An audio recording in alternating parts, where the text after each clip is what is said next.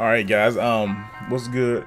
I'm here to talk about my journey of getting my platinum trophy in Bloodborne. Now, if you're not too, I'm pretty sure you don't know because I haven't told no one, but I haven't played or owned a PlayStation system since the PS Vita back in 2015. I want to say, I think 2015, and I mean, I didn't play too much on it because I was in the military at the time, so I just wanted something I could do while I was on the go and whatnot, right? So mainly ever since then, I've been playing primarily on my PC.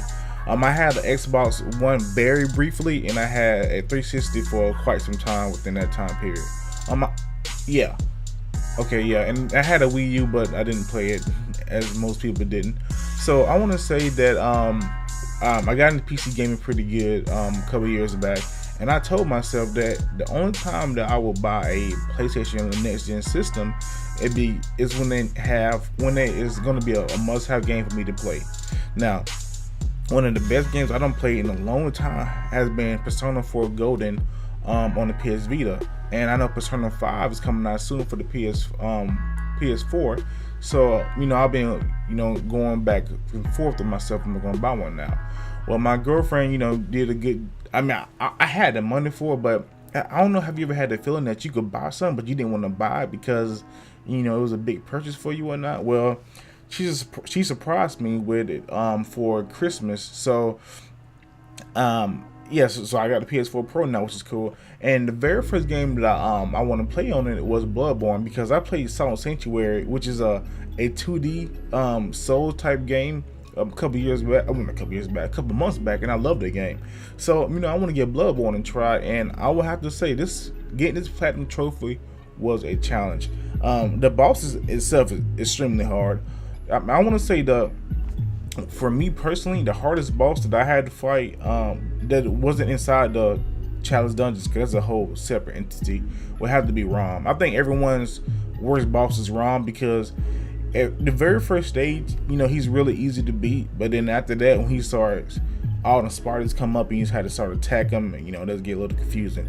But I have to say the hardest boss, in the whole entire game would have to be I want to say the Defiled Watchdog and the Defiled Child's Dungeon. I might be having the name wrong, but I have a picture of him up.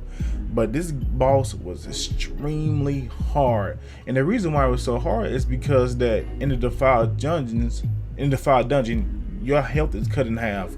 So not only is the boss hard by default, but your health is cut in half, and his health is still the same.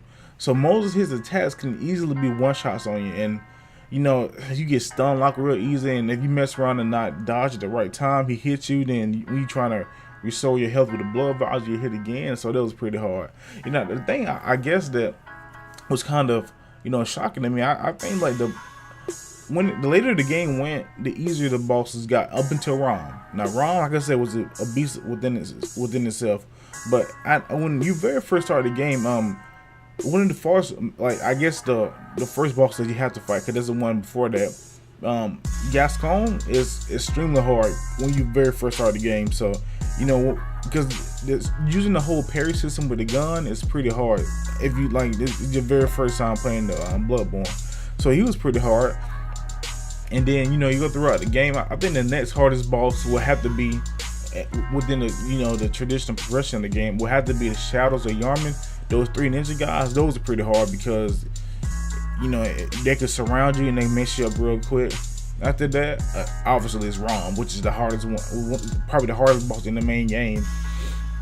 And then after that, I want to say every single other boss was pretty much on the same level of difficulty.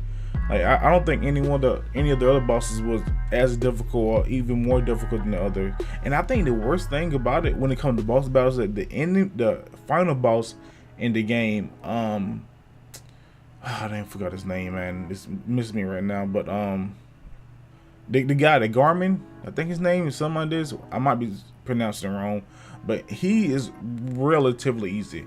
I think Gascon is harder than him, than the guy at the end.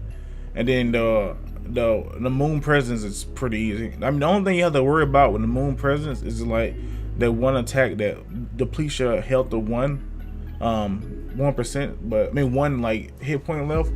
But you know, the game was pretty good. The hardest trophy was having to get was defeating the queen at the bottom of the Pathurum Chalice dungeon, and just because you had to go through the Defile Chalice first. And like I said before, the Defile Chalice dungeons was pretty difficult. I almost quit. I almost gave up on the trophy then, man, because it was extremely hard. You know, I want to say it took me a day and a half at least to get through, you know, those the 2 final bosses in the Defile Chalice dungeons, man. It was extremely difficult, and I raised it quite a few times, but it was fun. It was worth it, man. It's quite a pretty good, you know, exhilarating feeling to complete that game 100%, because I know it was a challenge and it's something that I want to do. So hopefully this is a sign to more to come with me with gaming this year. I think I have a really big problem with buying a lot of games and not playing them, complete them. So this is my gaming New Year goal for myself is to complete games that I buy. No matter how bad they suck, if I pay money for them, then I'm going to complete them. So guys, thanks for watching. Any comment or feedback that's necessary, leave it down below. And as always, stay classy. Later.